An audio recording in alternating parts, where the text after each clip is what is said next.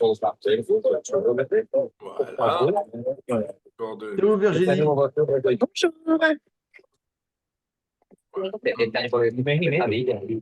Bon, mesdames et messieurs, nous allons commencer. Alors, si vous voulez bien vous... Il y a quelqu'un là qui parle. Si vous voulez parler, fermez vos micros. Qui c'est qui parle comme ça? Je ne vois pas. Bon, c'est pas grave. Alors, nous commençons. Je dois vous envoyer deux films que je ne vous ai pas envoyés. C'est le numéro 6 et le numéro 7. Je vais l'envoyer. C'est prêt. C'est déjà. D'ailleurs, si vous rentrez sur le lien que je vous ai déjà donné, vous allez les voir. Hein, vous n'avez même pas besoin que je vous envoie le lien en réalité. Vous l'avez. Vous avez le lien de mon site YouTube.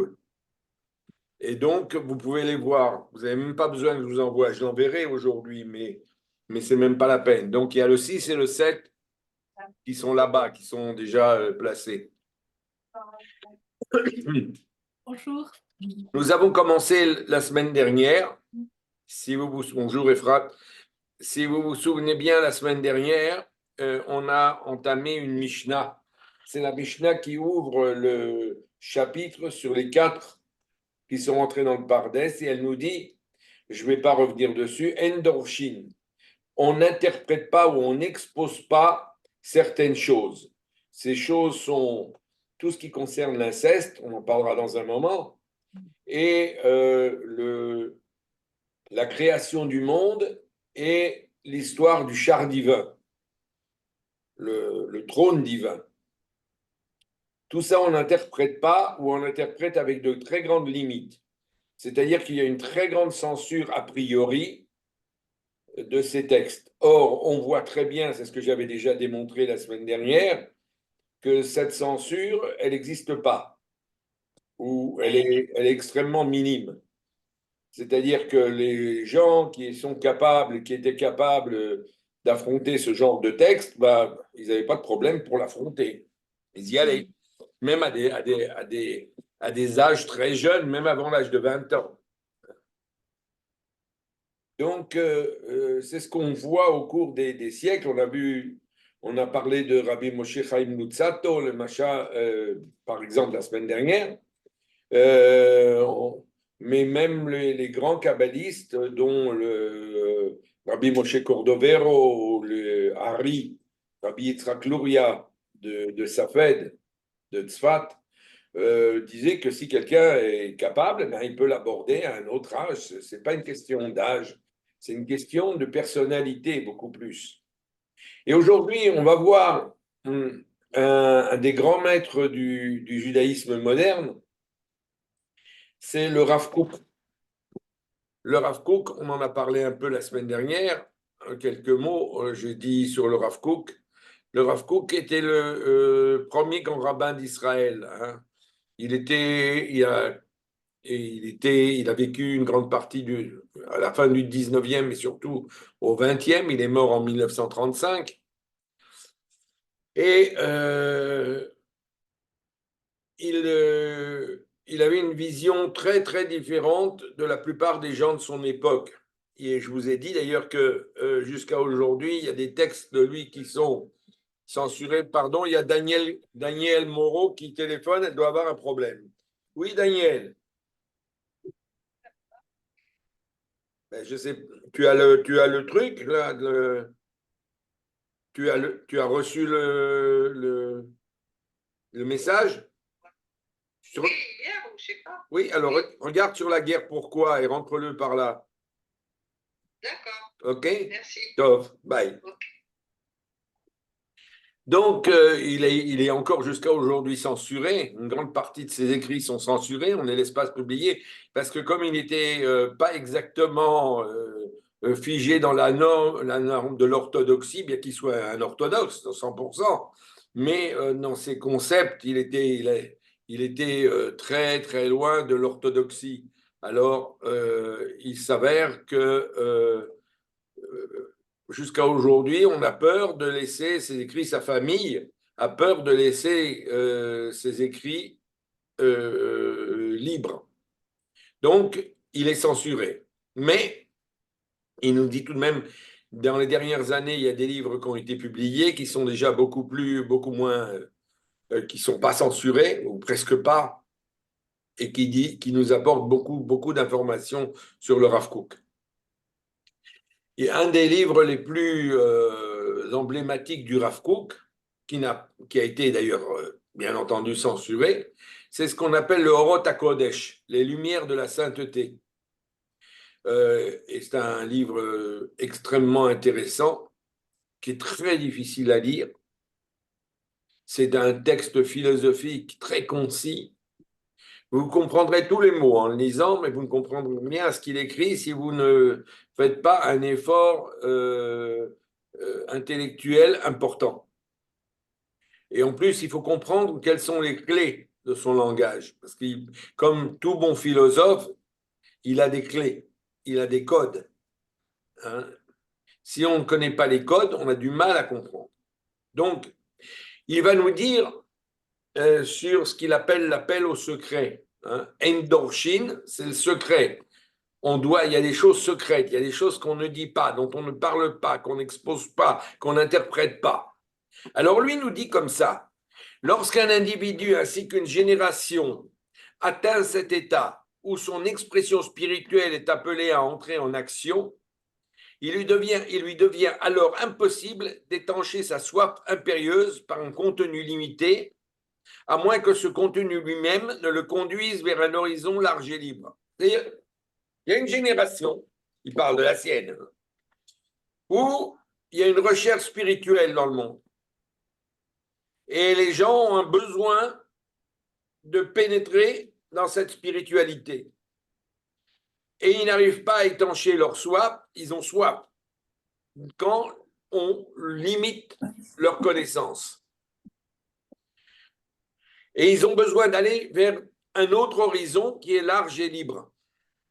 C'est-à-dire de se mettre en connexion, en jonction avec d'autres façons de comprendre le monde. Et le Rav Kook nous dit, c'est là qu'il ressentira la grande sublimité de la racine de l'inclinaison de son âme, puisée à la source de sa vie.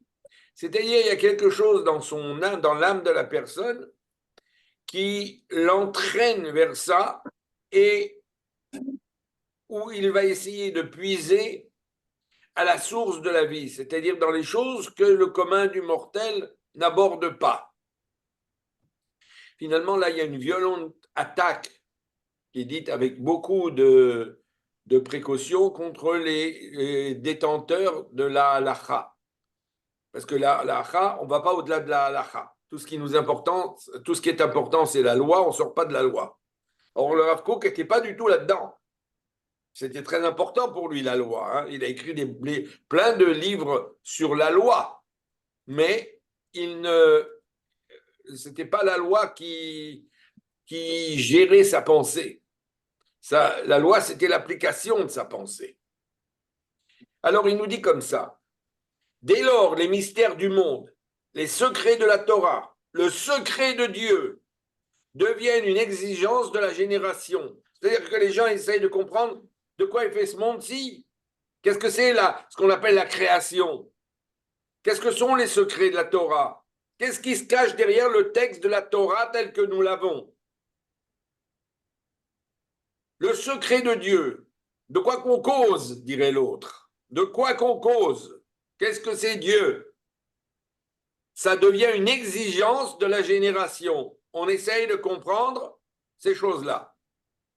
L'obstination qui pousse à vouloir trouver toute sa satisfaction spirituelle uniquement dans l'aspect révélé exotérique affaiblit la force, disperse les esprits et même le désir ardent vers un lieu de vide et de désillusion. Quand on se contente d'une espèce de littéralité du texte, ben ça ne va pas. Les gens ne sont pas satisfaits. Les gens ont besoin de se satisfaire. Sinon, ben, ça ne marche pas. Pourquoi ça ne rentre pas là? Il y a des gens qui essayent de rentrer, mais ça ne rentre pas. Bon, je ne sais pas pourquoi. Voilà, je vais faire. Donc, cette littéralité affaiblit pour le Rav Kook l'homme. Ça crée une désillusion. La vie est sèche, elle est vide. Et c'est avec un cœur désespéré qu'il cherchera de nouveau sa voie. C'est-à-dire qu'il y a un danger. Un danger parce que on reste dans la littéralité, là, on est bloqué. Bon, où est-ce qu'on va? Qu'est-ce qui se passe? Et alors, on va chercher à sortir de cette littéralité. C'est à cela que sont appelés les vaillants, ces cœurs pour qui la lumière de Dieu constitue tout le contenu de leur vie. Même s'ils ont été brisés ou piégés par l'excès de désespoir, même s'ils ont défailli par manque de confiance en eux-mêmes, même s'ils se sont épuisés dans leur lutte contre une multitude qui marche avec assurance vers l'esprit, que ses yeux, qu'elle croit ouverts, lui indiquent, ils ne cesseront de donner leur douceur, ils ne cesseront de s'encourager. Là, il y a quelqu'un qui veut entrer. Oui, je ne sais pas. Non, ça n'a pas l'air. Je ne sais pas. Bon. Alors, on a affaire ici à une idée qui nous dit il y a des gens qui sont ce qu'il appelle vaillants, c'est-à-dire des gens qui ont du courage, qui refusent d'être dans cette littéralité et qui veulent aller au-delà de tout ça. Et ils ne cesseront durant leur vie de s'encourager. J'ai un excellent exemple dont on a parlé, c'est le Ramchal, Rabbi Moshe Chaim Luzzatto. Luzzatto a commencé à étudier la Kabbale très tôt. Il a écrit des livres. Les rabbins l'ont excommunié 3 fois de suite, en lui interdisant d'écrire, en lui interdisant d'enseigner, en lui interdisant d'être ce qu'il était. Bien sûr, ça n'a pas marché. On a perdu quelques livres de lui, mais il a écrit. Parce que ça ne pouvait pas marcher. Et vous voyez, aujourd'hui, ce monsieur, Rabbi Moshe Chaim Luzzatto, le Ramchal, j'étais il y a quelques années à Bnei Brak, dans une librairie orthodoxe, comme ça, ultra-orthodoxe.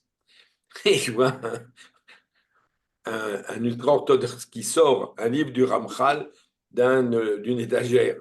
Je le regarde et je lui dis, mais tu sais qu'il est au Kherem, tu sais qu'il est excommunié. Il me regarde avec des yeux effarés, effarés. Il n'avait aucune idée que le Ramchal avait été excommunié. Mais le Ramchal a bien été excommunié. Mais il est dans le mainstream aujourd'hui. Aujourd'hui, personne n'aurait l'idée de dire que le Ramchal n'est pas dans le mainstream. Ils tiennent entre leurs mains la bannière des secrets de la Torah, la force de la connaissance, une foi claire et intérieure et le salut éternel pour Israël et pour les hommes et pour l'homme, pour les corps et pour les âmes, pour le monde et pour tous les mondes, pour les grands et pour les petits, pour les vieux et pour les jeunes. Il a une vision très universaliste de cette chose-là, le Rav Kook. C'est pas seulement c'est pour Israël, mais c'est pour l'homme aussi, c'est pour tout le monde. Alors, si vous allez vers des mondes de réflexion, de philosophie, de pensée qui dépassent cette littéralité, eh bien, vous allez changer le monde. C'est ça que vous allez faire. Et il continue. Et si nous parlons alors que le mutisme nous assaille, si nous nous exprimons alors que les concepts se noient dans notre silence, faute de force pour guider la parole ou trouver les mots, ce n'est pas pour autant que nous nous effrayerons, reculerons devant notre volonté établie. Alors là, il dit quelque chose d'important. Vous allez vous casser les dents quand vous faites ça. Pourquoi? Parce que c'est dur. Parce que ce n'est pas évident d'aller se confronter à des idées, à des concepts, à des pensées qui ne sont pas les nôtres. Et souvent, vous n'aurez pas les mots. Vous serez dans une espèce de silence comme ça, sans pouvoir formuler la chose. Mais ce n'est pas pour ça que vous allez reculer. Ce n'est pas pour ça que vous n'allez pas continuer. C'est au contraire, face à cette difficulté, qu'il va falloir vous mesurer. La difficulté d'élocution ne saurait contenir le flux de la volonté sublime, en laquelle la parole de Dieu se révélera et qui dira le mot juste pour redonner force aux chancelants et annoncer la paix aux rivaux du peuple. Il faut donc absolument réussir à mettre des mots là où il n'y a pas de mots, à établir des catégories là où on n'arrive pas à établir des catégories, à dire des choses qu'on n'a pas l'habitude de dire. C'est ça la grandeur de la chose. Il y a un côté psychologique dans cette histoire-là. Vous savez que dans la psychologie, un des grands buts de la psychologie, c'est de mettre en mots des choses qui sont à l'intérieur de nous-mêmes, des sentiments, des émotions. C'est très difficile. Et bien, c'est la même chose là. Ce sont des idées, des concepts qui n'ont pas forcément une formulation dans le langage de l'homme, mais qu'il faut traduire par une forme de langage. Il crée, alors il cite, il crée le fruit des lèvres, paix, paix à celui qui est loin et à celui qui est proche, dit l'Éternel, et je le guérirai. C'est-à-dire qu'il faut essayer par tous les moyens de se rapprocher de cette chose. Le Rav Kook, il nous dit là que pour certaines générations, il parle de sa génération, il parle des générations, des dernières générations. Il voit ça à partir, je crois, de la fin du XVIIIe siècle avec l'apparition du mouvement de l'émancipation de la Haskalah. Alors pour lui, il y a quelque chose qui se met en place là. On n'est plus dans une période où les gens vont se contenter de quelque chose de superficiel. On a besoin de dimensions mystiques.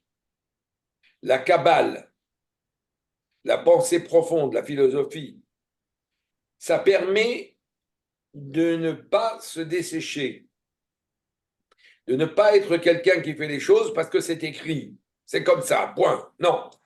Il faut aller vers le secret. Il faut aller vers l'inconnu, vers ce qu'on peut essayer d'établir. Ceux qui vont se castrer, et j'emploie le mot dans le sens freudien du terme, ceux qui vont se castrer, eh ben, ils vont être dans une désillusion, dans une sécheresse spirituelle profonde. Et leur soif intérieure ne sera jamais rassasiée.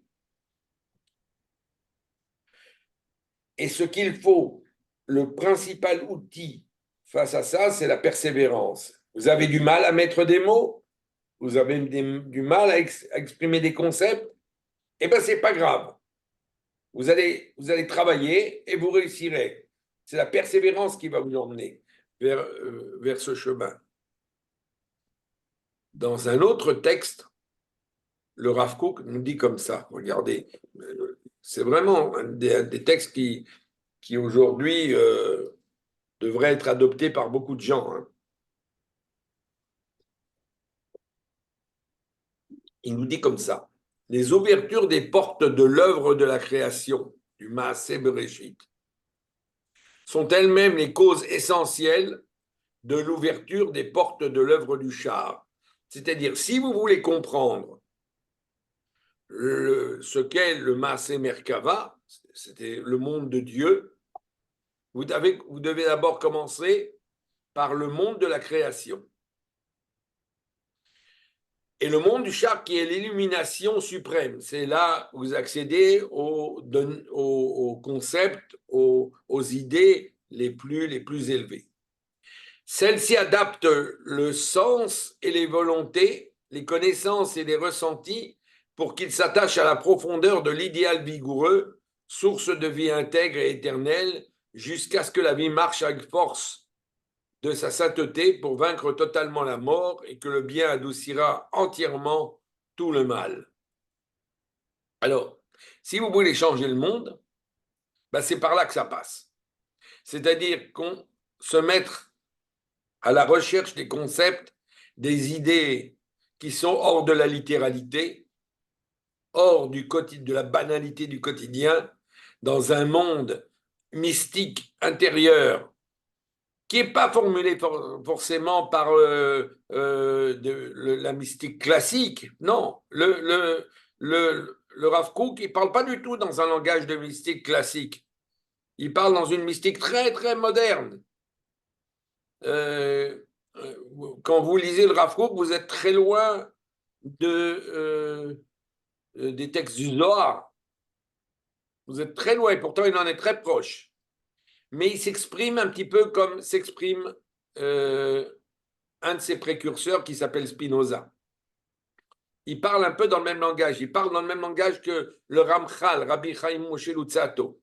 Le premier qui a commencé à parler dans ce langage, c'est un Maran, un juif Maran qui s'appelait Rabbi Avraham Cohen de Herrera. Et il est le premier qui écrit un livre qui s'appelle Beit Elohim, la maison de Dieu, dans lequel il écrit la Kabbale d'une manière philosophique. Toute différente de ce que nous connaissons classiquement.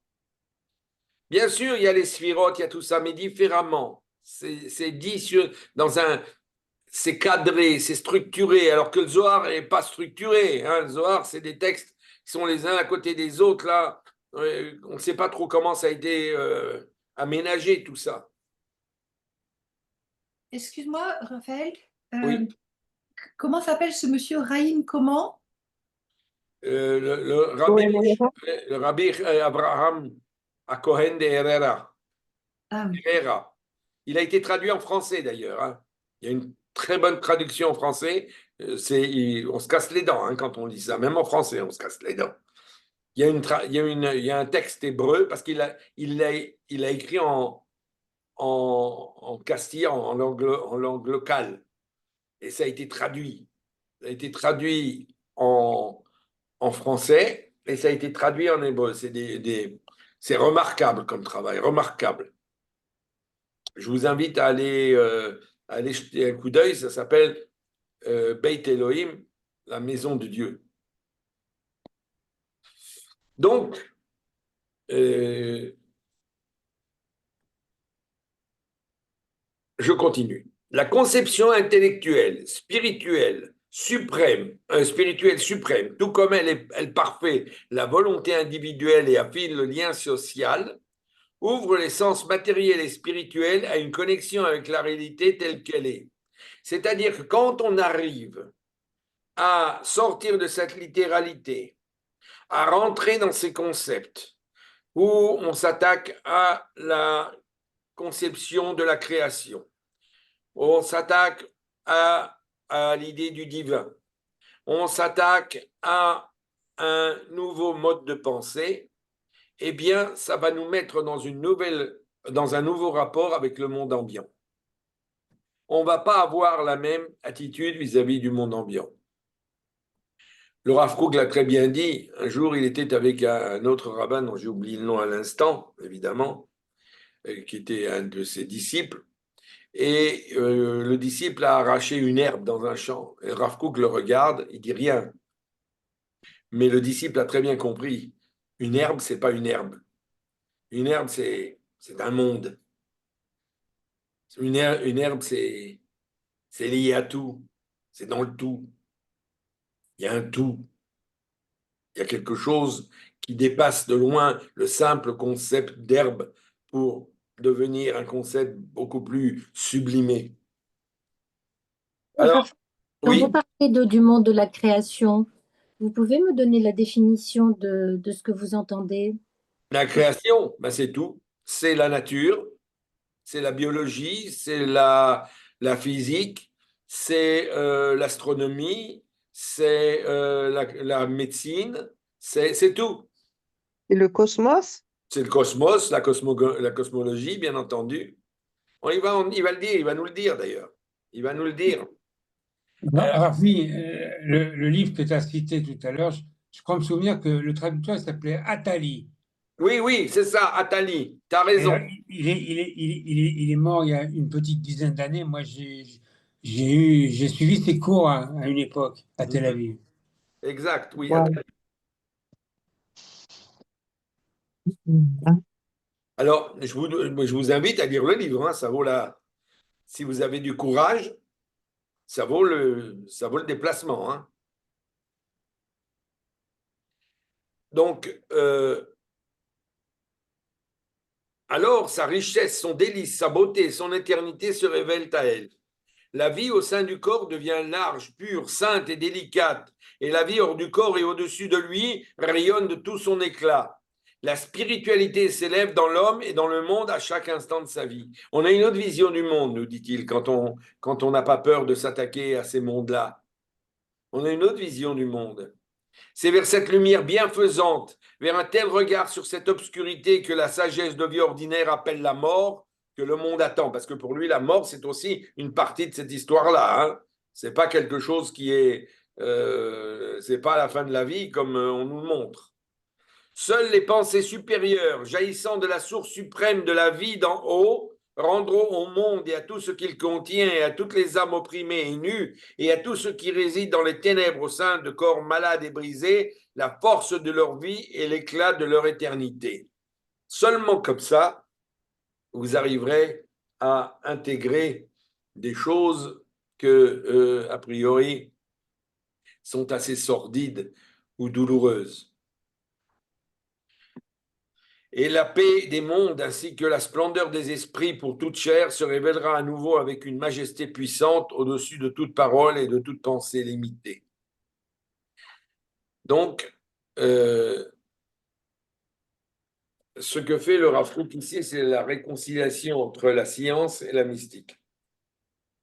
C'est-à-dire, il n'y a pas, parce que beaucoup ont dit, et surtout à son époque, il y a une coupure qui est en train de se faire entre le monde de la science et le judaïsme.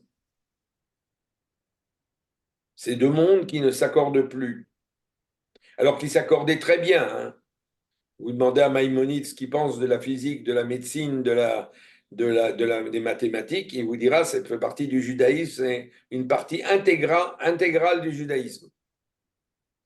Celui qui n'étudie pas la médecine, l'astronomie, la physique, etc., ben, il n'est pas dans le judaïsme. Il s'est coupé. Au XXe siècle, ben, c'est pas comme ça. Depuis un bon moment, depuis la fin du XVIIIe, au début du XIXe, les gens ont complètement coupé les relations avec le monde, le monde scientifique, comme si la science venait s'opposer au judaïsme. Or, pour le Rav Kook, c'est deux mondes, c'est deux mondes qui se complètent. Il n'y a pas à prouver l'un par l'autre. Non, ce n'est pas intéressant, mais ça se complète, ça forme un tout, c'est une unité. La recherche scientifique pour le Rav Kook, c'est la mise en ordre du chaos, organiser ce chaos, le tohu bohu, ce qu'on appelle le tohu bohu en français. Le tohu, qu'est-ce que c'est le tohu bohu? Qu'est-ce que c'est que Dieu a créé là? Alors, il faut mettre ça en ordre. Et ça commence par ce qu'on appelle le Maaseh Breshit, c'est l'œuvre de la création. C'est la compréhension des lois de la nature et de la physique. C'est la cosmologie, l'astronomie, la connaissance du monde d'en haut et du monde d'en bas, c'est-à-dire de la biologie. Tout ça c'est la même chose. C'est des mondes qu'il faut étudier, qu'il faut connaître. Bien sûr, aucun être humain n'est capable de tout étudier. Mais il faut connaître tous ces mondes-là. Il faut être en rapport avec ces mondes-là. Il faut comprendre que c'est pas, ils sont pas là pour. C'est pas découpé par morceaux par non, hasard. voilà, exactement. C'est pas découpé, c'est une entité. Et d'ailleurs, le Rav Kook va parler de l'évolution et il va dire l'évolution, ben, c'est quelque chose de normal. Ça fait partie du monde. Vous entendez aujourd'hui beaucoup de juifs qui vous disent évolution, hein, c'est Kfira, c'est de renier le nom de Dieu, c'est renier Dieu. Mais où? Dans quoi? C'est même pas réfléchi comme pensée. Il n'y a aucune kfira dans la théorie de l'évolution. La théorie de l'évolution, c'est la base du judaïsme. En 6 jours, le ciel a été créé. Le monde a été créé en 6 jours. 6 jours, 6 périodes. Alors, si c'est en 6 périodes, c'est pas en 1 jour, c'est pas en 1 minute. C'est un processus. Et en plus, on dit qu'on a notre participation aussi dans la. Enfin, quand on vient au monde, on a on a notre part de création à réaliser aussi. On dit le tikkun olam, quoi, mais bon. Et le Rav Kook, il participe à ça 100% dans ce que vous dites, Efrat. 100%, il est d'accord. Alors, quand on a étudié le Maaseh Bereshit, on peut commencer avec le Maaseh Merkava, c'est-à-dire avec l'œuvre du char, c'est-à-dire la métaphysique, la connaissance divine, les secrets de la Kabbale. Essayer de comprendre un petit peu plus ce qu'il y a dans le monde d'en haut. Ça ne veut pas dire qu'on va arriver, on va serrer la main du bon Dieu. Non, c'est pas ça. Mais on va mieux comprendre ce que c'est. De quoi on parle. Parce que les gens, ils disent Dieu, Dieu, Dieu, mais de quoi ils parlent? De qui ils parlent? De qui? De quoi? Qu'est-ce que c'est Dieu? On a un besoin vital, nous dit le Rav Kook, de connaître le Sod. Le Sod, pour le Rav Kook, le Sod, c'est deux choses. C'est le Yesod, c'est le fondement, et c'est le secret. Les gens, pour le Rav Kook, ne se satisfont plus d'une foi simple. Ils ont besoin de plus.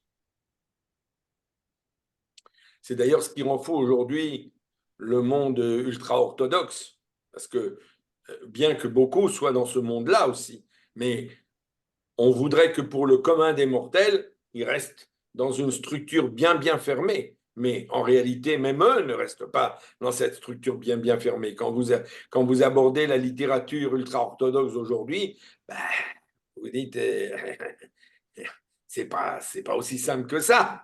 C'est pas, on reste pas dans la littéralité, hein, loin de là. C'est-à-dire que même eux, ça explose chez eux. Pourquoi? Parce que pour le Rav Kook, c'est un signe des temps messianiques. On est dans les temps messianiques. Et ça ne veut pas dire le messianisme aujourd'hui, comme on dit, vous savez, c'est des messianiques. Non, non, c'est pas ça dont il est question là. Ça a été réinterprété, ça a été tiré vers des choses qui n'ont aucun rapport avec le Rav Kook. Le Rav Kook voit le messianisme, le début de la délivrance, comme d'abord quelque chose qui se fait au niveau de l'esprit de l'homme, au niveau de la possibilité d'étudier, d'enquêter, d'approfondir. Et ça, c'est quelque chose d'extraordinaire. On a besoin d'élargir les concepts. La moderne accepte la foi, mais elle doit être là, enrichie par quelque chose qui n'est pas dans l'ordre, tu dois croire en Dieu parce que c'est comme ça, point. Non, non, c'est pas du tout ça. Tu crois en Dieu parce qu'il y a de la matière. Il y a de la matière. Tu vas comprendre que Dieu existe parce qu'il y a de la matière. Il y a tout un cheminement spirituel, intellectuel qui est extrêmement important. Et cette soif elle est dans l'ésotérie, elle est dans la mystique, elle est dans une forme de mystique. C'est pas de la magie, hein. C'est pas du tout de la magie. C'est des concepts profondément intellectuels, profondément spirituels. Ça n'a aucun rapport avec de la magie. J'ai lu cette semaine des textes du Moyen Âge où on nous parle de magie, de trucs complètement magiques. Mais c'est très loin du Rav Kook, ça. Très loin. Alors, le fait de faire Chez nous, cette recherche. pardon. Pardon? Chez nous, la magie, c'est interdit. Ça, c'est ce que tu crois, Daniel. Mais si tu savais combien de gens se sont livrés à la magie et se livrent à la magie dans le monde juif, et les livres de magie qui circulent, il y en a plein. Il y en a plein. Les religieux? Oui, bien sûr. La magie, c'est quelque chose qui a accompagné le peuple juif tout au long de son histoire, hein. Et parler avec les morts, le spiritisme fait partie de la magie? Ben oui, pour les juifs, oui. Mais ça, c'est interdit. Théoriquement. Mais combien de rabbins ont parlé avec les morts? Et des grands? Non, mais sans le faire exprès. Ah non, pas sans faire exprès, en faisant exprès, en cherchant le contact avec les morts. Parce qu'on peut recevoir un rêve de quelqu'un qui est décédé, c'est, Ah, mais ou je sais pas. un rêve, c'est pas de la magie. Un rêve, c'est un rêve. Un rêve, ça fait partie des phénomènes naturels qui nous accompagnent. Voilà, donc on peut être en contact, mais sans le rechercher. Oui, mais ça, c'est autre chose. Ça, c'est tout à fait autre chose. C'est une autre relation. Mais je parle d'une relation magique où tu fais un cercle avec des pierres ou avec quelque chose, tu vas te mettre dedans, tu vas prononcer des incantations, des formules. Ben, il y en a plein. Et qu'est-ce que vous faites quand il y a de l'orage? Et qu'est-ce que vous faites quand il y a la pluie? Et qu'est-ce que vous faites si vous voulez qu'il fasse beau? Et qu'est-ce que vous voulez? J'ai même vu un texte cette semaine d'un grand maître juif qui disait, vous voulez qu'une femme vous aime, ben vous faites tel truc, tel truc, tel truc, hein. C'est ce qu'ils appellent une ségoula. Oui, voilà, très bien, c'est une segoula, des segoulottes, oui. Alors, il y en a de divers types. Il y a des camés aussi, les camés, on dit un camé, un français.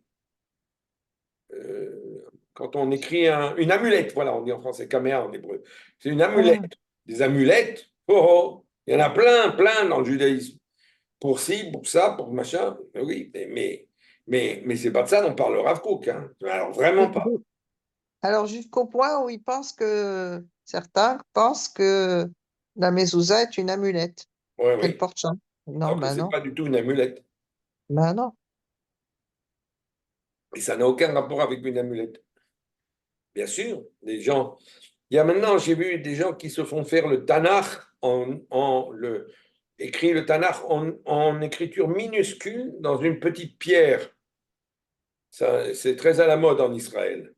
Ah bon? Oui, tout le Tanakh dans un truc ultra minuscule. Je ne sais pas comment ils font rentrer ça là-dedans. Non, parce qu'en micro informatique ou je sais pas, on a cette pointe, tête d'épingle, même pas, qui est exposée au musée de Jérusalem. Oui, c'est très possible, mais Bon, qu'est-ce ça que. a été réalisé par le Technion de Haïfa, etc. Mais je savais pas que maintenant ça se Mais c'est très courant. divulgue. Mais qu'est-ce Et que. où ils mettent ça? Ben, ils mettent ça autour du cou, ou ils le font sur un bracelet. Or, ça pose un gros problème du point de vue de la halakha. Parce que vous n'avez pas le droit de rentrer aux toilettes avec ça. Ben oui, c'est la Bible, c'est la Torah, c'est le Tanakh. Et vous rentrez aux toilettes avec ça. Bah, ça va pas. Mais les gens n'ont pas conscience de ça. Alors, ils croient que ça va leur porter chance, mais bon, c'est tout de même un paradoxe assez. Bon, ils veulent exprimer un certain respect, une certaine valorisation Oui, de la Torah, mais bon. mais quand on va aux toilettes avec, c'est pas une valorisation, a priori. Quoique, ça pose aussi beaucoup de problèmes, parce que Dieu nous a créés comme il nous a créés. Donc, pourquoi faire une distinction entre toutes ces Ouais. choses-là? C'est pas simple. Je ne veux pas rentrer là-dedans maintenant. Alors, Il y avait Jacob Emden, mais Jonathan Eibeshitz. Eisenschitz et Jacob Emden, c'était leur gros différent, la question des aliments. Des Oui, oui. amulettes. Oui, absolument. C'était la guerre une guerre totale. Une guerre totale. Bon, alors, le Rav Kook refuse de séparer le corps de l'âme. Ça aussi, c'est une théorie intéressante. Le corps et l'âme, ça va ensemble. Il y a la corporalité et la spiritualité, ça va ensemble. Et la Gdusha, ce qu'il appelle la Gdusha, la sainteté, ne rejette pas le corps. Simplement, elle l'affine. Elle l'affine, elle le rend plus conscient de son existence. Pour le Rav Kook, la mort, par exemple, c'est une sorte d'illusion due à une vision limitée que nous avons. Là, il reprend des théories classiques de Kabbale. Il dit qu'est-ce que c'est la mort? C'est passer d'une pièce à l'autre. Mais rien de plus. Et il veut essayer d'adoucir l'idée de mort chez les hommes, que la mort ne soit plus conçue comme quelque chose de terrifiant.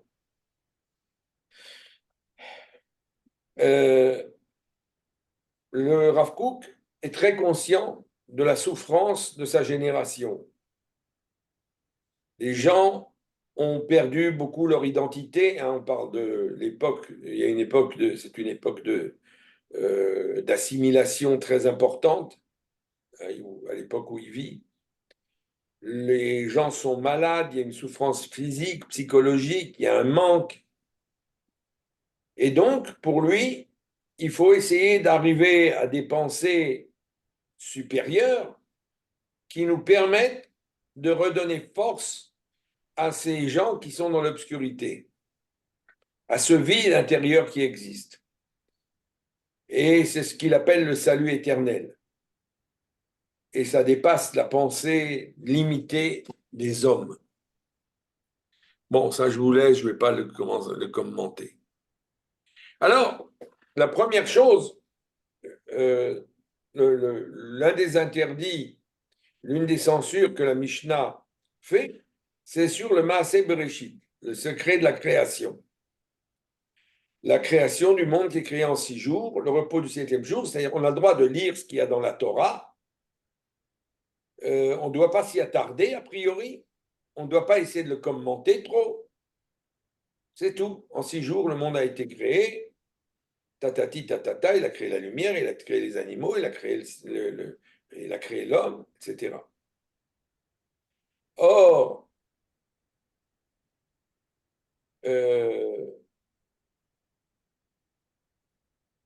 l'idée de Maaseh Bereshit est devenue avec le temps quelque chose de très technique qui s'est relié à la cosmologie. C'est-à-dire comment les étoiles fonctionnent, quel est l'impact des étoiles sur le monde.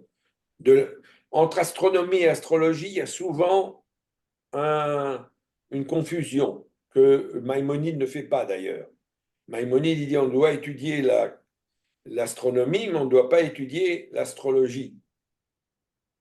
Mais dans le monde, les gens font cette confusion et c'est devenu quelque chose de très technique finalement, théorique, technique, cette idée de comprendre le monde, alors que l'idée juive à la base, elle n'est pas du tout technique. Elle est dans comprendre des concepts. Quels sont ces concepts du monde? Comment le monde est construit? Oui, oui, vas-y, Laurent. Mais Maïmonide, il ne croit pas à l'astrologie ou il pense que ce n'est pas une bonne chose qu'on étudie? Non, non, pour lui, c'est presque c'est pas presque, c'est du paganisme. Pour lui, D'accord, donc il n'y a pas d'astrologie. Mais l'astrologie juive, elle ne ressemble pas à l'astrologie qui Ça n'a cherche à aucune prévoir les importance. Ça événements. n'a aucune importance pour Rambam. Pour Maïmonide, l'astrologie, c'est de l'astrologie. C'est un truc de dire que les étoiles ont un effet sur les humains et il y a des gens qui étudient tout en fonction de l'astrologie. Et il sait de quoi il parle. Vous savez pourquoi il sait de quoi il parle? Parce qu'il est médecin. Et à son époque, et avant lui, il y a beaucoup de médecins qui fondent la médecine sur l'astrologie. Paracels, par exemple, le grand médecin, Paracels, il est un peu plus, il est après Maïmonide, mais c'est pas grave, il fonde le monde sur l'astrologie. Il y avait un livre qui interprète le Sefer HaYetzira, qui est un livre qui a été écrit avant Maïmonide, qui a été écrit par Shabtai Donolo, qui était un médecin. Eh bien, moi, je l'ai lu, le bouquin. Quand vous lisez le bouquin, il vous parle du corps humain en fonction des astres. Il y a tel astre qui intervient sur tel membre du corps, etc., etc. Bon, Maïmonide, lui, il n'en tient pas compte de ça. Hein. Maïmonide, c'est un médecin. Maïmonide, il a une vision de la médecine qui est très, très moderne sur ce plan-là. La médecine, c'est quelque chose qui s'étudie, c'est une science, il faut l'apprendre. Ce n'est pas les astres qui jouent sur nous. Ça ne veut pas dire que la médecine de Rambam est une médecine qu'on peut pratiquer aujourd'hui, du Maïmonide, mais c'est une médecine qui est dans la voie de la modernité. Donc, la médecine chinoise est très proche, en fait, parce que ce n'est pas les astres, mais c'est des éléments, le feu, etc. Donc, c'est-à-dire qu'il relie le corps à l'ensemble de la nature. Oui, mais dans la médecine chinoise, d'abord, il y a une part d'astrologie. Il y a un pan de la médecine chinoise qui s'occupe d'astrologie, mais comme chez Hippocrate, il y a les humeurs, alors chez les Chinois, il y a les éléments. Il y a les éléments. Et c'est vrai que ça rattache à l'espace, au monde, évidemment, bien entendu. Bien. après avoir étudié donc le Maaseh Bereshit, on arrive au Maaseh Merkava, c'est-à-dire cette métaphysique du bon Dieu, et qui se fonde, on l'a déjà dit, sur Ézéchiel, je ne reviens pas là-dessus, et qui parle, bien entendu, de la doctrine juive, de la doctrine métaphysique juive. Le concept est devenu, pour la plupart des gens, quand on parle de Maaseh Merkava, les gens ils disent moi j'y touche pas, c'est ésotérique. On parle de la structure des mondes supérieurs, des degrés de la divinité, des anges, de la manière dont la providence divine opère dans le monde. Et de quoi est-il question? Et il est question ici d'essayer de comprendre comment fonctionne l'émanation. C'est pas de comprendre vraiment qui est Dieu, parce qu'on ça on ne saura jamais, mais c'est de comprendre qu'est-ce qui émane, du divin, comment nous percevons le divin. Je vais reprendre un peu l'idée de Descartes une seconde là. Descartes, il dit Dieu existe parce que nous avons dans notre tête le concept de Dieu. Or, qu'est-ce que ça veut dire? Ça veut dire qu'on est capable de saisir quelque chose qui n'est pas de l'ordre de l'humain, mais de l'ordre d'au-delà de la physique, métaphysique. C'est quelque chose qui vient d'ailleurs, qui est au-delà de ça. Et ça va nous permettre d'aborder des concepts dont on n'a pas l'habitude, qu'on n'a pas l'habitude de gérer. Je vais vous donner juste un exemple. Un exemple tout bête et auquel on ne pense pas. L'une des idées maîtresses de la Kabbale, c'est de dire il y a celui qui donne et celui qui reçoit. C'est une idée toute bête, c'est vrai. Vous prenez un verre dans votre main, vous versez de l'eau, il reçoit, vous buvez, c'est vous qui recevez du verre. Bon. C'est un concept tout bête. Et bien la Kabbale, elle dit non, ce n'est pas un concept tout bête. C'est un concept fondamental de l'univers. C'est une émanation de quelque chose qui vient du divin. Et alors, ils vont parler de ça, ils vont en parler longuement, ils vont expliquer pourquoi. Il y a ce qui est donné à la création et comment la création le reçoit. Comment la création le reçoit. Qu'est-ce qu'on en fait dans cette... Et c'est vrai pour tout, c'est un concept qui a une universalité extraordinaire. Ça, c'est relié à la conception d'un enfant, c'est relié à plein de choses.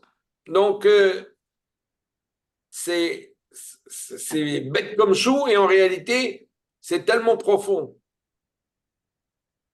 Et bien, la Kabbale, elle va essayer d'aller là-dedans. La philosophie aussi ira là-dedans, bien sûr. C'est les pensées, c'est les systèmes de pensée. La différence entre Kabbale et philosophie, c'est dans l'approche.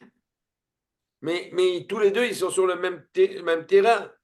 Que ce soit Maïmonide ou Moshe Cordovero, Maïmonide est un rationaliste et Moshe Cordovero est un mystique, mais ils sont sur le même terrain tous les deux. Simplement, ils ont une approche légèrement différente. Mais c'est la même chose. Donc, c'est essayer d'apporter quelque chose au monde. D'ailleurs, puisqu'on parle de Maïmonide, pourquoi Maïmonide a écrit le guide des égarés ou des perplexes, Moré Nevochim? Parce que justement, il sentait le manque à son époque. Il y avait un manque pour lui, un manque social d'incompréhension des choses. On a besoin de comprendre, d'aller plus loin. Alors, il reprend de la philosophie d'Aristote, il reprend Ibn Rushd, Avicenne, Averroès, il reprend tout ça, parce que c'est par là que ça passe, c'est par cette philosophie que ça passe, et elle n'est pas forcément juive d'ailleurs. Et ça va aller très loin. Donc, le Maaseh Merkava, c'est ça, c'est cette recherche du secret, de l'ésotérisme. J'aime pas le mot ésotérisme, hein. C'est un mot français, mais j'aime pas. J'aime pas, c'est parce que l'ésotérisme, ça fait tout de suite penser à la magie. Vous savez, dans le temps à Paris, quand Paris était Paris, il y avait plein de petits bouquinistes qui vendaient au quartier latin des bouquins d'ésotérie, qui étaient spécialisés là-dedans. Ils ont tous disparu aujourd'hui. Mais alors, ils vous vendaient tout un tas de trucs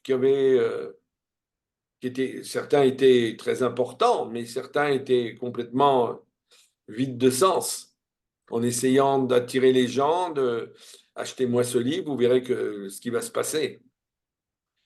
Bon, c'est pas de ça dont on parle. C'est d'une recherche beaucoup plus complexe des principaux archétypes du monde. C'est ça, des émanations. Je ne vais pas m'étendre là-dessus. C'est ce qu'on appelle en hébreu les sphirotes. Entre autres, il n'y a pas que ça. Et alors, pour la Mishnah, tout ça, ça ne doit pas être enseigné. Il ne faut pas l'enseigner parce que si on l'enseigne, eh ben, il va y avoir une catastrophe. Les gens sont incapables de comprendre ça. Mais à l'époque de la Mishnah, on peut très bien se dire ça. On verra tout de suite que même à l'époque du Talmud, même à l'époque de la Mishnah, ils n'ont pas respecté ça. Ils n'ont pas respecté cette chose-là. Ils l'ont franchi allègrement.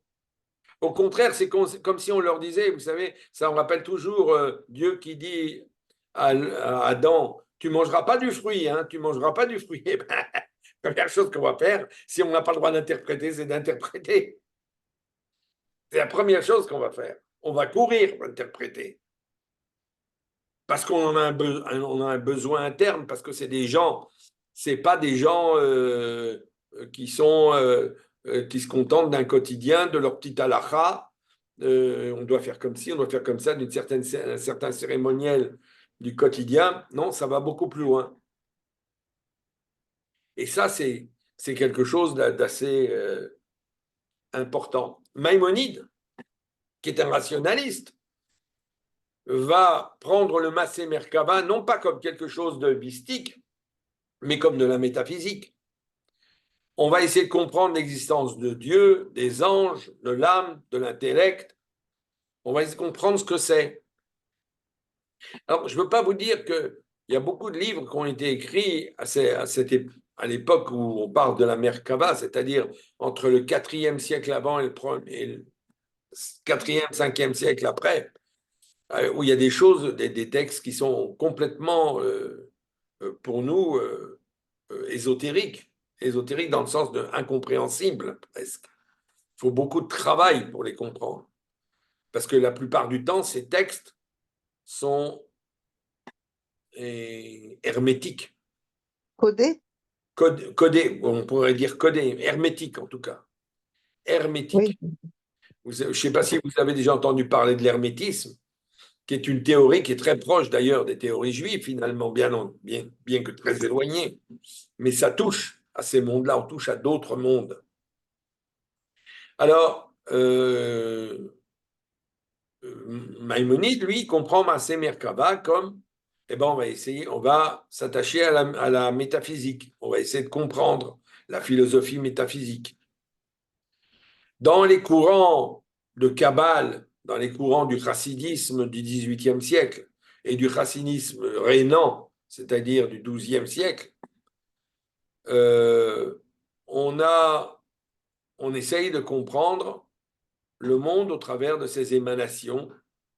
On essaye de créer des doctrines. Des fois, elles me semblent, moi, des fois, chez certains, comme si c'était de la chimie métaphysique.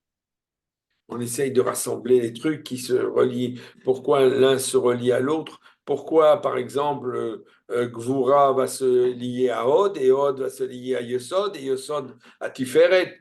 C'est des principes ce sont des sphirotes. Comment ça se lie?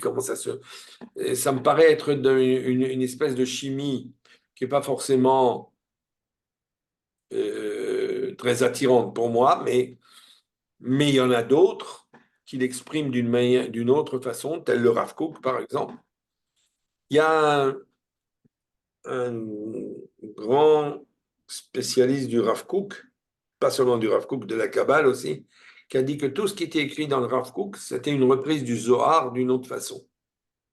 Et il le prouve, il a écrit 3 énormes bouquins qui sont très durs à lire. Presque tout ce que je dis, c'est très dur à lire. Je m'excuse, mais c'est comme ça. Trois bouquins, Avivi il s'appelle. Il n'est même pas rabbin, il n'est rien, mais il a écrit une somme énorme. Et il montre que tout ce qu'écrit le Rav Kook a une origine kabbalistique. Et c'est vrai, mais c'est écrit dans un langage qui nous permet aujourd'hui d'être dans la modernité. La semaine prochaine, nous allons aborder la question de l'inceste. Alors, je vous dis tout de suite, on va essayer de comprendre l'inceste, non pas seulement à la lumière de ce que nos sages ont dit, qu'il ne faut pas interpréter l'inceste en grand nombre, mais ça doit être fait avec des gens triés sur le volet. Mais on va essayer de comprendre un petit peu de quoi on parle et pourquoi ce sujet-là est tellement important et pourquoi ce sujet-là appartient aux choses des secrets, au monde des secrets. C'est curieux parce que l'inceste, c'est pas un secret. Mais pour nos sages, oui, c'était un secret. Et on verra en quoi c'était un secret et comment on aborde ce secret. Voilà. Si vous avez des questions, je suis tout oui.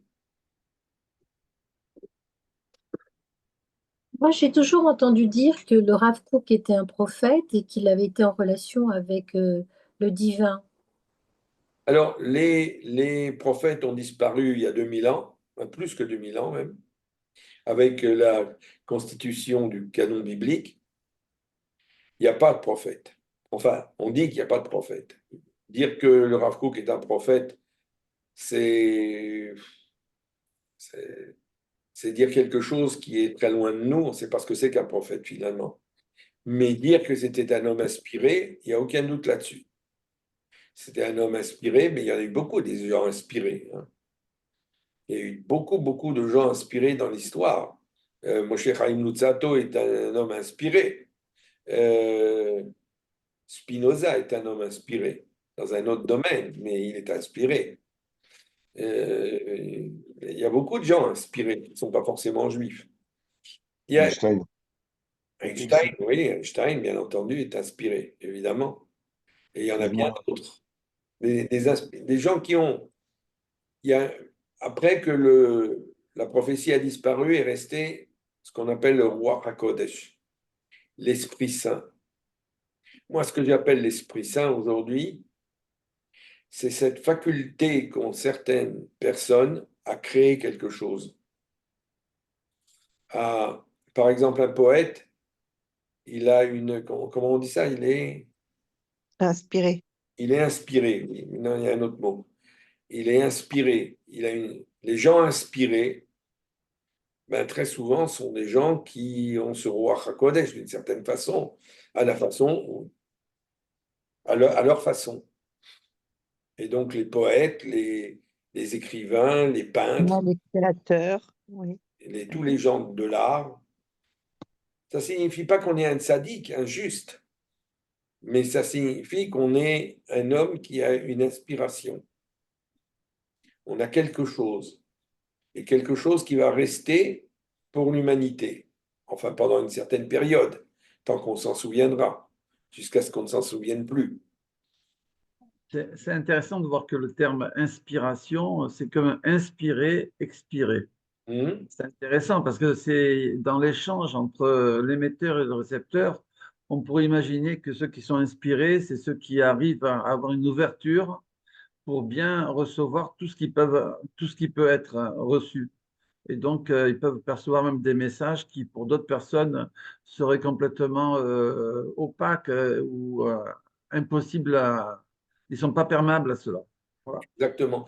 Et souvent, quand on se protège de tout, on s'enferme. Et donc, en psychologie, on essaye de lever des protections pour essayer de libérer ce qui peut être bloqué en soi. Exactement. Et cette idée d'inspirer, elle rejoint celle de Freud avec Eros et Thanatos. Quand on inspire, c'est la vie qui rentre en nous. Quand on expire, c'est la mort qui sort de nous. Et être inspiré, c'est intéressant ce que tu viens de dire, Gérard, parce que tu viens de relier, sans le dire, le mot prophétie à l'inspiration. Pourquoi? Parce que le prophète, c'est celui qui voit ce que tout le monde voit, mais il le voit différemment. Ou il ne le voit pas.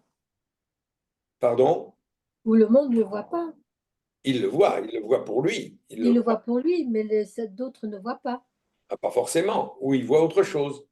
Le prophète a une vision du monde qui est la sienne. La personne inspirée a une vision du monde qui est la sienne. C'est pour ça que le roi HaKodesh est toujours très près de la prophétie. Ce n'est pas la prophétie, mais c'est comme le Canada Dry. Hein. Le Canada Dry, c'était, comment on dit, comment était la publicité? C'était de l'alcool sans alcool. Eh bien, c'est un peu ça. C'est un peu ça, le roi Kodesh, l'Esprit Saint, ce qu'on appelle, la traduction est très mauvaise, hein, mais c'est pas le souffle de création, le souffle de ce don que les gens ont pour pouvoir faire des choses extraordinaires. C'est-à-dire qu'ils sont comme branchés à quelque chose qui nous dépasse, qui le dépasse, mais un autre que lui ne pourrait pas se brancher comme lui.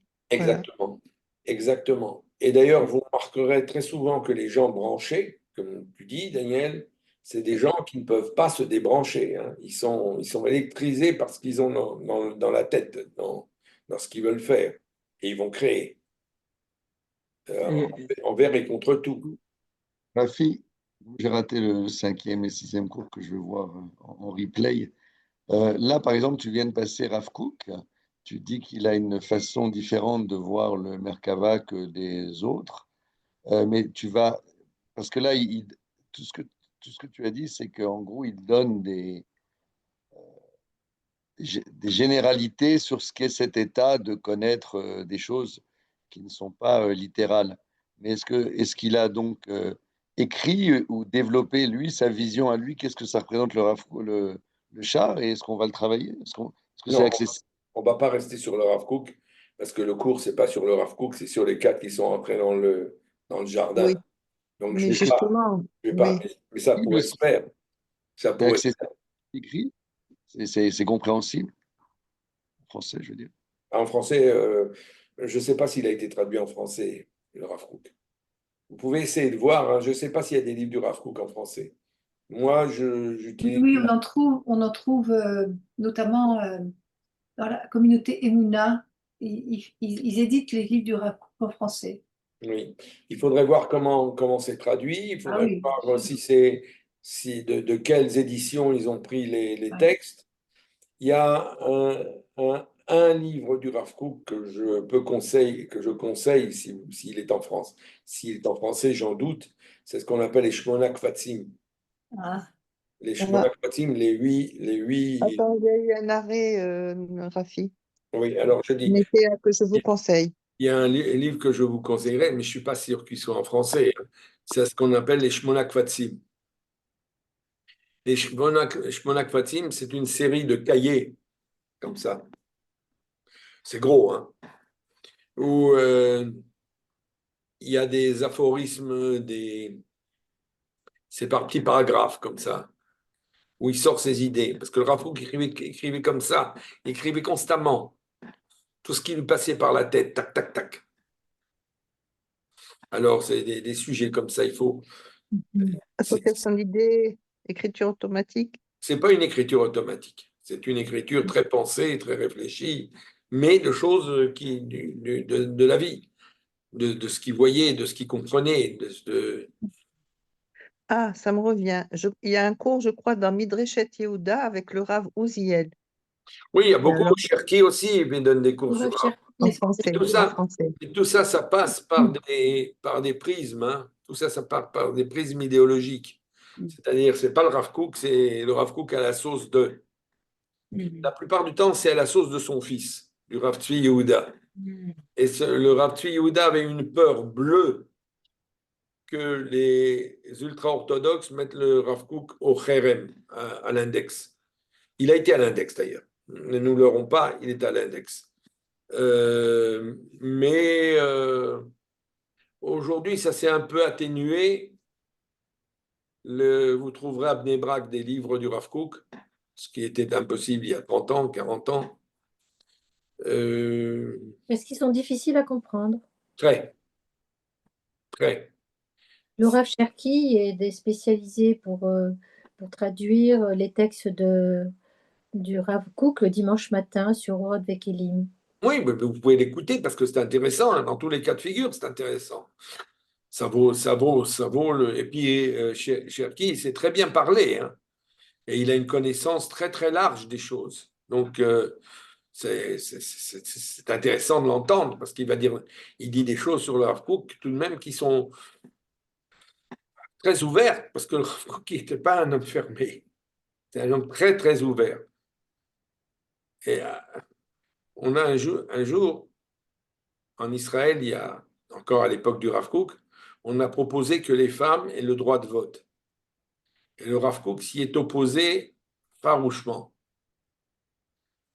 Et alors est arrivé chez lui un très grand maître aussi de l'époque, le Rav Maimon, qui lui a dit « Toi, tu t'occupes de judaïsme, Rav Kook, et moi, je m'occupe de politique. » Et à la suite de ça, bien sûr, les femmes ont eu le droit de voter, mais le Rav Kook a accepté. C'est-à-dire que le Rav Kook n'était pas, bien que ça ne correspondait pas à sa façon de penser, mais il a accepté. Vous savez que le Rav Kook courait dans les kibbutzim de la Shomer HaTzaïr pour rapprocher les gens un peu du judaïsme, de la spiritualité.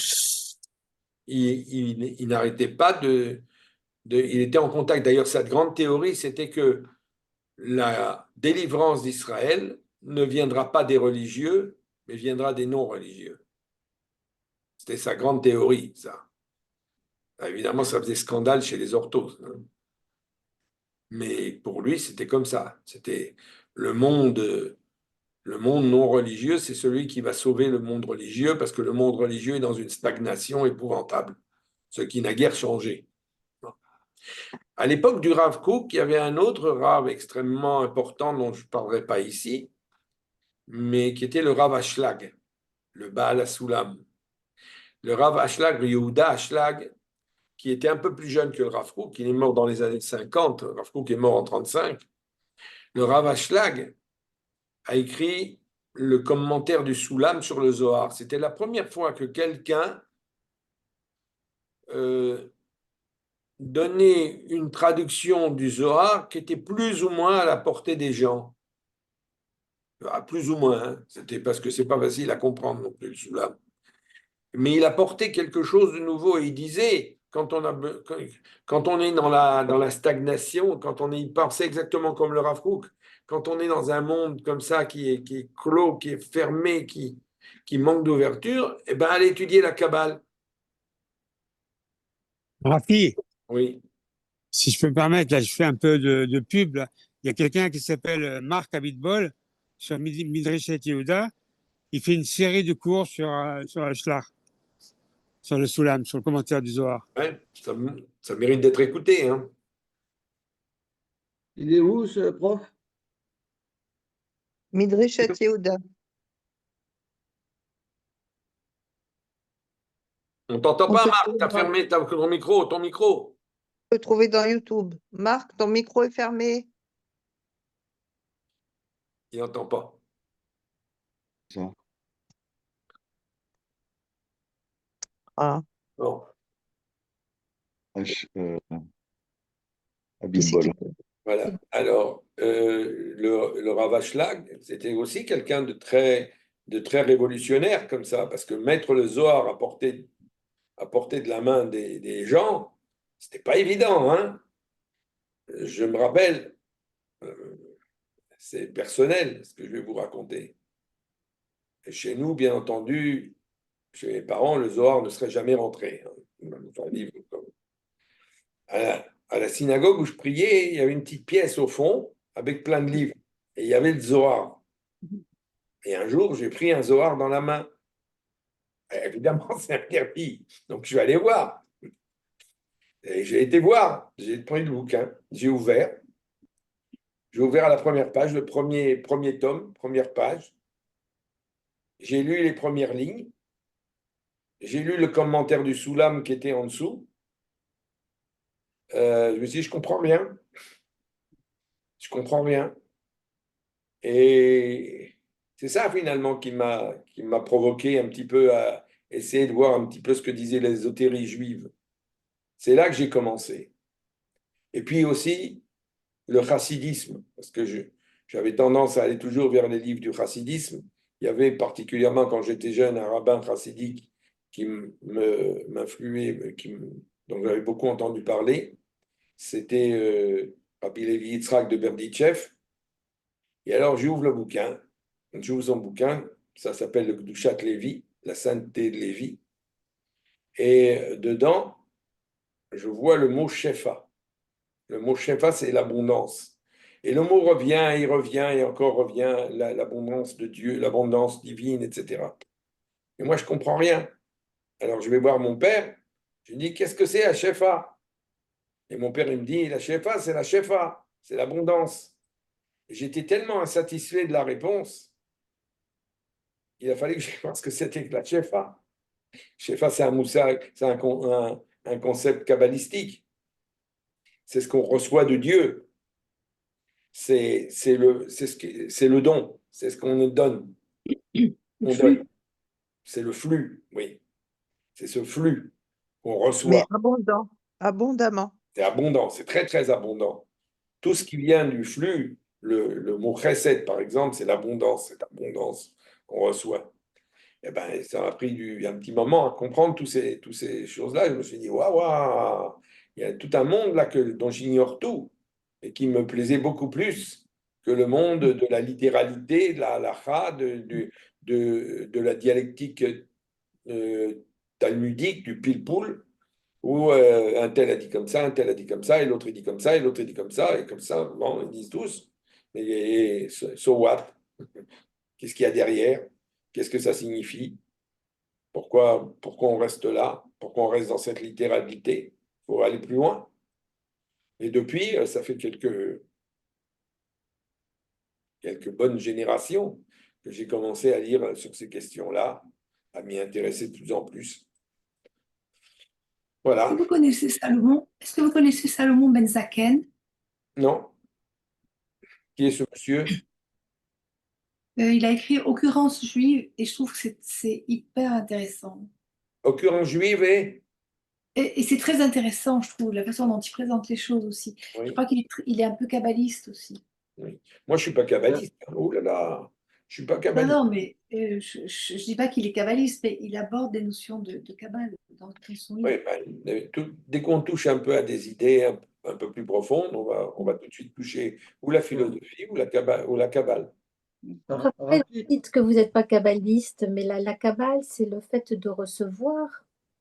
Ah oui, mais ça recevoir, si vous allez dans ce sens-là, oui, d'accord. Mais Oui. si, et puis de donner aussi, vous donnez beaucoup. Donc, pourquoi ce refus d'être kabbaliste? Parce que je ne suis pas kabbaliste dans le sens où on utilise le mot kabbale aujourd'hui. Pas un mekoubal, ce qu'on appelle un mekoubal en hébreu. C'est celui qui étudie la kabbale d'une manière qui est dedans, qui vit dedans, qui est... Moi, je touche à tout. Oui, mais vous donnez beaucoup aussi, vous recevez et vous donnez. Oui, bon, ça c'est la c'est définition de la kabbale. toute personne qui vit sur Terre donne et reçoit. Pas forcément. Bon, il y a très peu de gens qui donnent Les pas. égoïstes ne donnent pas forcément, non. Oui, ils donnent quelque chose tout de même. Tout le monde. Non, même pas, non. Non. Vous savez, le fait de vous passer le pain à table, c'est déjà donné. Rafi, Oui. quelle est la place pour le Rav Kook du rituel et de l'étude. Est-ce que le rituel est une composante qui enseigne, ou bien il dissocie les deux, ou bien quelle est la place qu'il fait à l'un et à l'autre? Une place très grande à l'un et à l'autre. D'abord, le rituel joue un rôle prépondérant parce que le rituel, c'est pas simplement prier journellement, quotidiennement sa prière, mais c'est de s'élever dans les cieux. C'est de s'élever dans les cieux, pour lui, c'est quelque chose de fondamental. Et la loi, elle est là. La loi, elle est la base. On ne peut pas sans la loi. C'est-à-dire que tout le reste est très bien, mais quand on a la loi qui nous donne une structure, mais on ne se contente pas de la loi. Par exemple, le Rav Kook n'aurait jamais dit à quelqu'un, n'aurait jamais dit à quelqu'un, fais comme ça, fais comme ça. Il aurait expliqué le pourquoi on fait comme ça. Parce qu'il n'y a rien de plus terrible que tous ces gens qui ont été éduqués, qui sont éduqués en Israël, il y en a beaucoup, où on leur dit fais comme ça. Mais pourquoi? Oui, Parce que fais comme ça. oui, souvent on dit fais comme ça et tu comprendras. Oui, mais c'est pas si simple que ça de comprendre. Alors, si on ne donne pas une explication, on fait comme ça ne va pas. Il faut faire comme ça, mais il faut comprendre. Mais si la plupart du temps, tais-toi, pose pas de questions. Ça, c'est un grand truc, pose pas de questions. Terrible, ça, cette phrase-là. Ne pose pas de questions. Tu dois faire comme ça. Ne pose pas de questions. Quand tu poses des questions, tu es déjà en infraction. Alors que c'est le début de l'ouverture. Oui, c'est le début de l'ouverture, c'est insupportable. Et il y a plein de courants juifs, et pas seulement de l'ultra-orthodoxie, qui pensent comme ça. D'ailleurs, ça fait des drames. Il y a beaucoup de juifs de l'orthodoxie et et des juifs, ce qu'on appelle des religieux nationalistes, qui quittent le monde de la religion à cause de ça, parce qu'on leur a dit de faire comme ça. Mais eux, ils veulent comprendre pourquoi. Alors, ça ne va plus. Alors, ils se révoltent.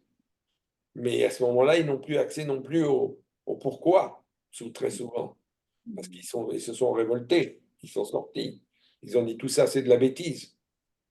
Quelque part, de dire fais, tu comprendras, c'est pas intelligent parce que la personne peut faire et ne pas comprendre, alors que quand on lui explique le mode d'emploi, il va savoir un petit peu à quoi ça correspond. Oui, alors, mais là, il y a quelque chose de très intéressant dans ce que tu dis, Gérard, parce que souvent, quand quelqu'un fait, il va appréhender l'acte d'une autre façon par la suite.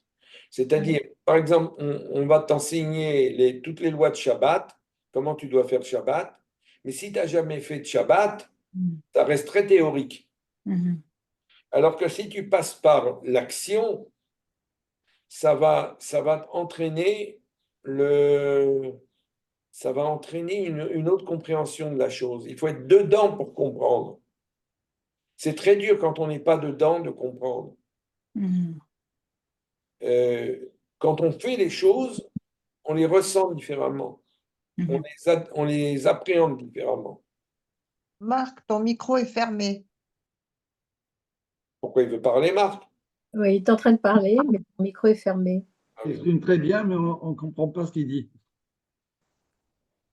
Bon, c'est... Marc. Ah, Voilà, bravo. Marc, tu nous parles avec le micro fermé. Oui, mais j'arrive pas à l'ouvrir. Ah, il Ah, est encore. fermé. oui. Il se bat contre toi, ton micro. Il a pu l'ouvrir pour nous dire ça. Alors, il ne peut pas s'ouvrir. Hein. Il est en révolte, ton micro. Donc l'action est très importante. Il y a une discussion dans le Talmud. Qu'est-ce qui vaut mieux, Talmud Torah ou Maaseh? On pose la question, qu'est-ce qui vaut mieux, l'étude ou l'action? Les deux. Et alors, oui, voilà la réponse. Mais alors, c'est intéressant la réponse. C'est Talmud Torah chez Mevi, l'idée Maaseh. C'est l'étude de la Torah qui va nous emmener vers l'action. Or, c'est exactement le contraire de ce qu'a dit Gérard tout à l'heure et qui est aussi exprimé dans la Bible.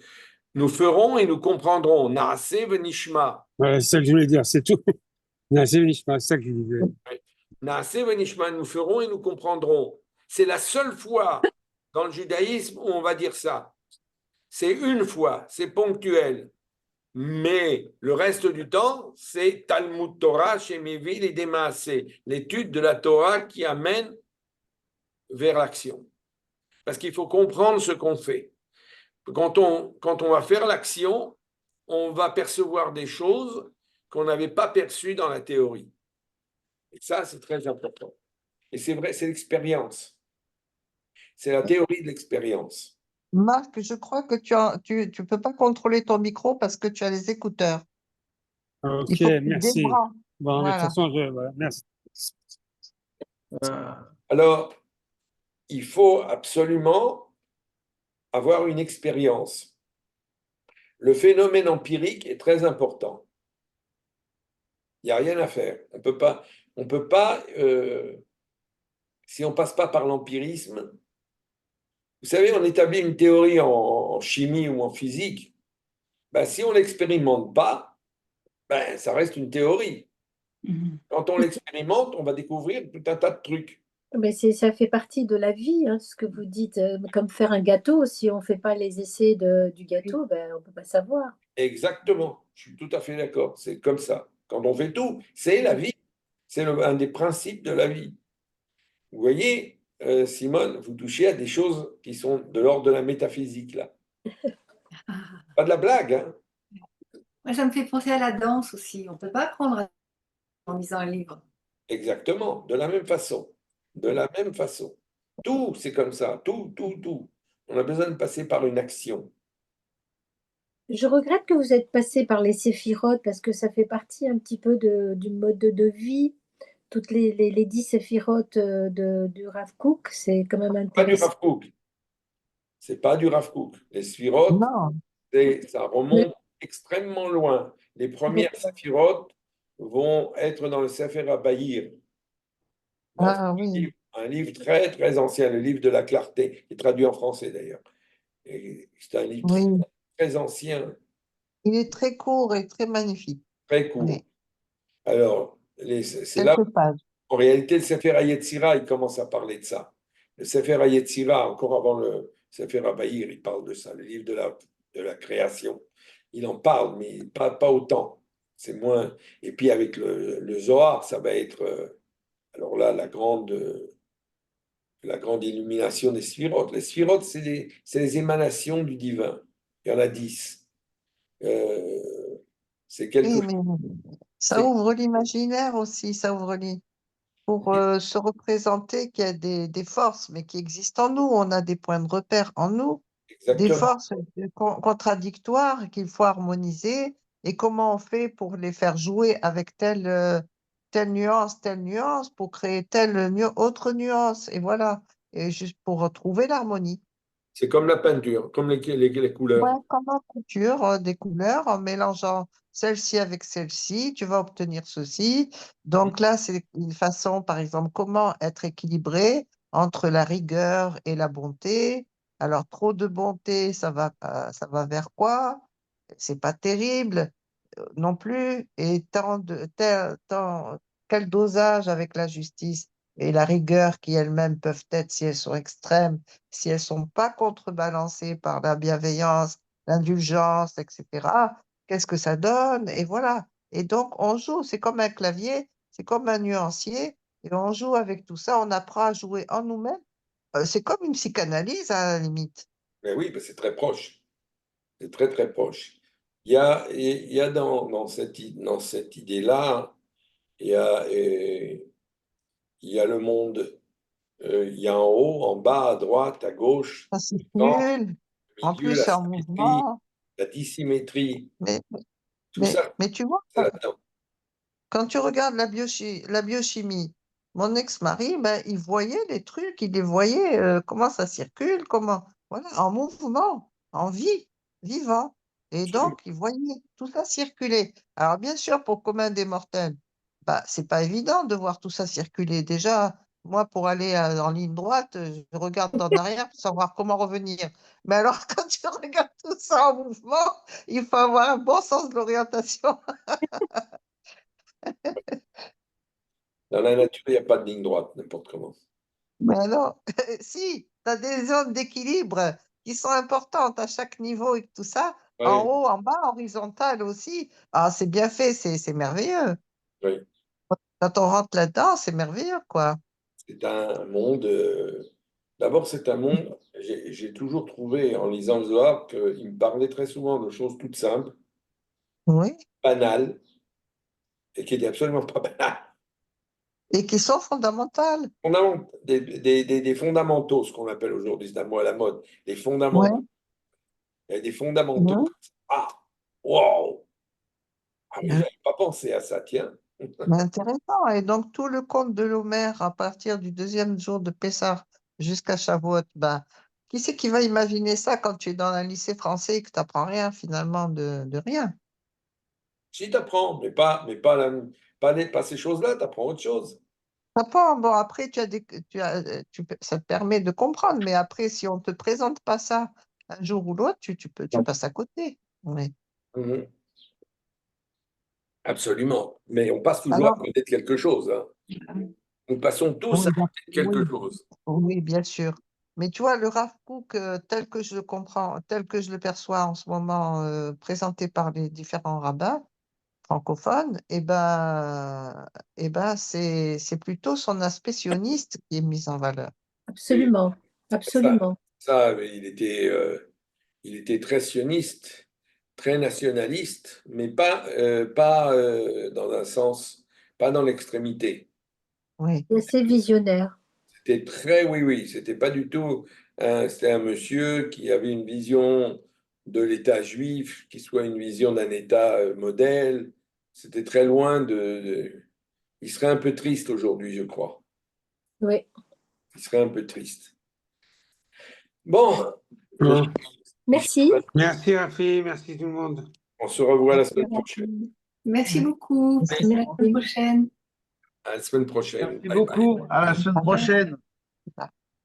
ça, ça, ça. Ah.